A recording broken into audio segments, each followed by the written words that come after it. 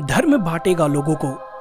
काले और सफेद तथा दोनों के बीच लाल और पीले अपने अपने अधिकारों के लिए भिड़ेंगे। रक्तपात, बीमारियां, अकाल, सूखा, युद्ध और भूख से मानवता बेहाल होगी। नास्ट्राडामस ने अपनी भविष्यवाणी की पुस्तक सेंचुरी में भारत, हिंदू धर्म और महान राजनेता के उत्थान की बात कही है। आज आपको बताते हैं ऐसी 5 सटीक भविष्यवाणियों के बारे में जो नास्ट्राडामस ने आज से कई सौ साल पहले ही लिख दी थी, और इस बात को मानने के लिए ओशो भी बिल्कुल तैयार थे। हालांकि अंधों ने और अंधों के शोषकों ने मिलकर जो षड्यंत्र किया है, उसने करीब करीब धर्म की सारी जड़ें काट डाली है। धर्म की साख है और अधर्म का व्यापार है। खैर, हम तो ओशो की बात नहीं मानते, क्योंकि यह वर्तमान दौर में व्यवहारिक नहीं मानी जा सकती है। आज धर्म के नाम पर लोग एक दूसरे को खत्म करने में लगे हैं। दरअसल धर्म अब धर्म नहीं बल्कि सांप्रदायिक, आपराधिक और आतंकवादी संगठन बन गए हैं। ऐसे में सवाल कई उठते हैं और जवाब कहीं से भी नहीं मिलते हैं। लेकिन हम यदि संगठित धर्मों की ही बात करें तो किसी धर्म के संबंध में क्या भविष्यवाणी कही गई है, यह जानना भी जरूरी है। और यही भविष्यवाणियां नास्ट्राडामस की बुक्स में यानी कि उनकी किताबों में देखने को मिलती हैं। इंडियन रिलीजन के बारे में भी नास्ट्राडामस ने काफी साल पहले ही ये बातें सारी लिख डाली थी। नास्ट्राडामस की पहली भविष्यवाणी, तबाह कर देंगे पुस्तकालय को बर्बर लोग। एक समय ऐसा आएगा कि जब बेपढ़े लोग पढ़े लिखों की सभ्यता को तबाह कर देंगे और पुस्तकें वगैरह फूंक डालेंगे।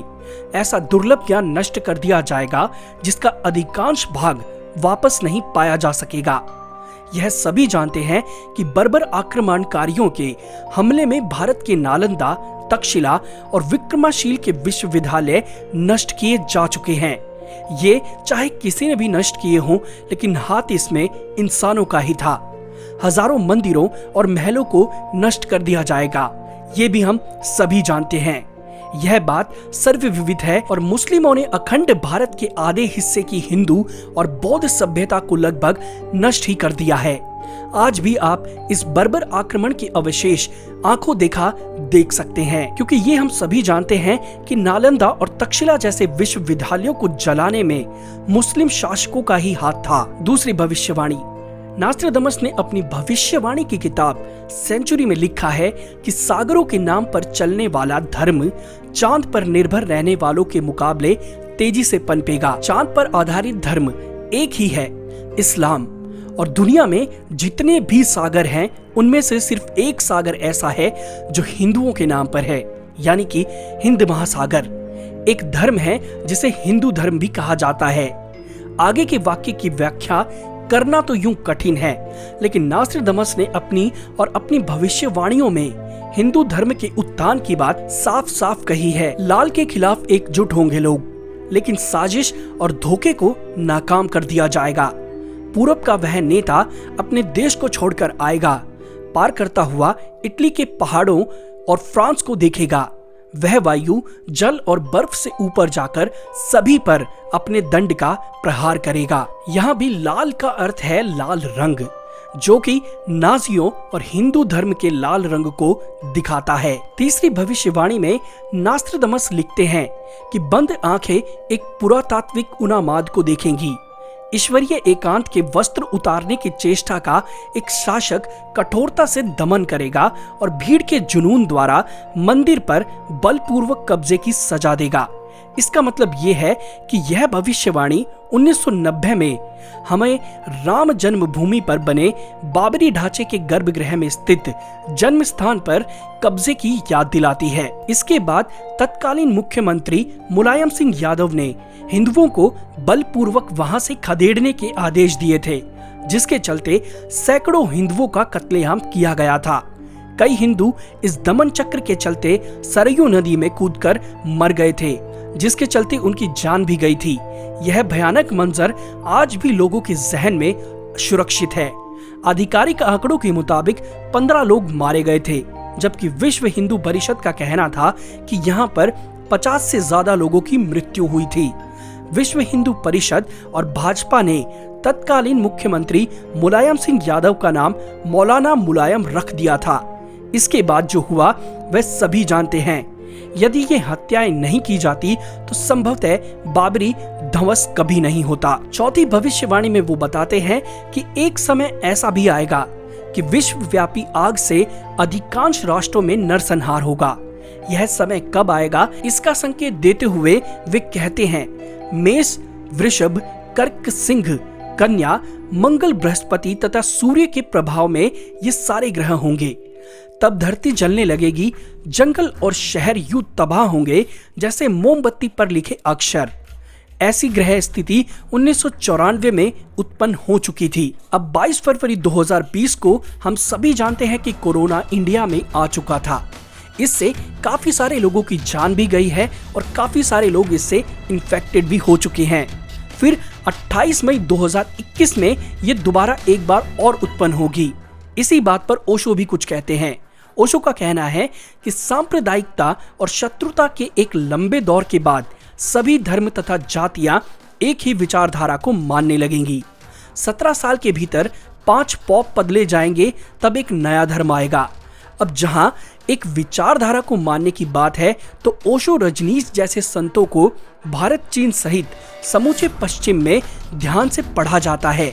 बेशक आज भी ओशो की काफी सारी ऐसी बातें हैं जिसे हिंदू धर्म या हिंदू धर्म के लोग या हम भारतीय नहीं मानते हैं, लेकिन ओशो ने जितनी भी बातें कही थी वो भी ज्यादातर हिंदू धर्म के खिलाफ न होकर उनके साथ थी, क्योंकि उन्होंने जितनी भी बातें बताई वो सारी की सारी बातें बिल्कुल सटीक थी और उनके विचार में विश्व में नई तरह की धर्म क्रांति होने लगेगी। और जैसा कि नास्ट्राडामस ने कहा था कि सारे धर्म खत्म हो जाएंगे, विचारधारा और जातियां एक ही हो जाएगी, ऐसा ही ओशो ने भी अपनी काफी सारी बातों में ये सारी बातें कही हैं कि जातियां और विचारधारा एक ही हो जाएगी और सभी लोग एक धर्म और जाति और विचारधारा को मानने लगेंगे।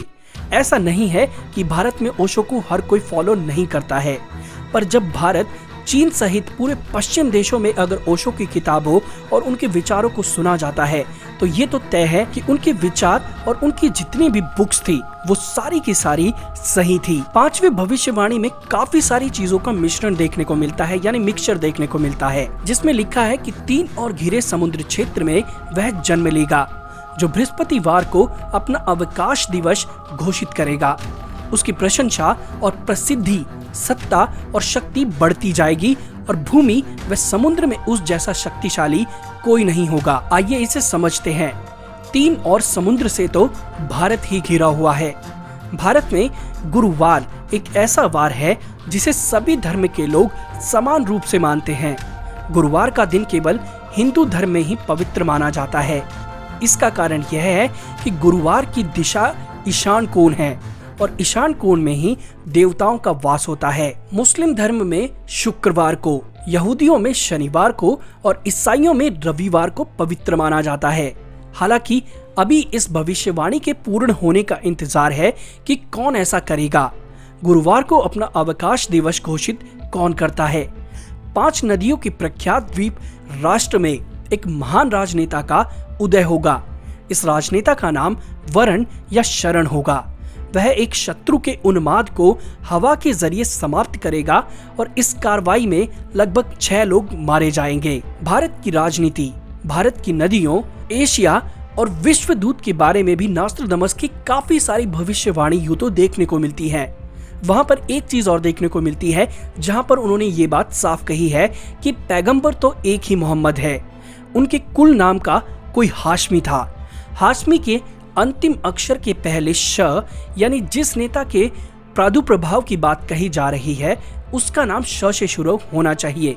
यदि हम कुल का नाम न माने तो मोहम्मद के अंतिम अक्षर के नाम में जो भी अक्षर पहले आता है वो है मैं।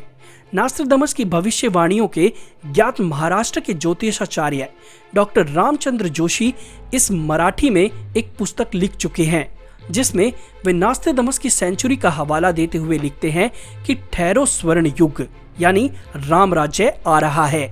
एक अधेड़ उम्र का औदार्या यानी उदार, अजोड़ उदाप महासत्ता अधिकारी भारत ही नहीं सारी पृथ्वी पर स्वर्ण युग लेकर आएगा। और ये भी लिखा है कि ब्रह्म देश, पाकिस्तान, बांग्लादेश, श्रीलंका, नेपाल, तिब्बत, अफगानिस्तान, मलाया आदि देशों में वही सार्वभौम धार्मिक नेता बनेगा।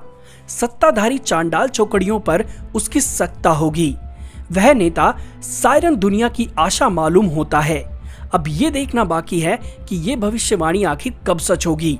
बाकी सारी भविष्यवाणियां ज्यादातर नास्त्रदमस की सभी सटीक थी। बीमारियों का आना, नदियों से उफान होना, समुद्रों का शहरों में प्रवेश कर जाना, ये सारी बातें इशारा तो करती हैं कि मानवता कितनी क्रूर हो चुकी है और इस पे किसी का जोर नहीं चल सकता, क्योंकि इसका नाम प्रकृति है और प्रकृति अपना रंग कभी भी बताकर नहीं दिखाती है। ये सारी बातें नास्त्रदमस अपनी पुस्तक में यानी सेंचुरीज में लिख चुके हैं। इतना ही नहीं, उनकी एक और किताब जो प्रोफेसीज है उसमें भी बहुत सारी बातें उन्होंने लिखी हैं जो कि सटीक हैं। तो दोस्तों, आज के वीडियो में बस इतना ही।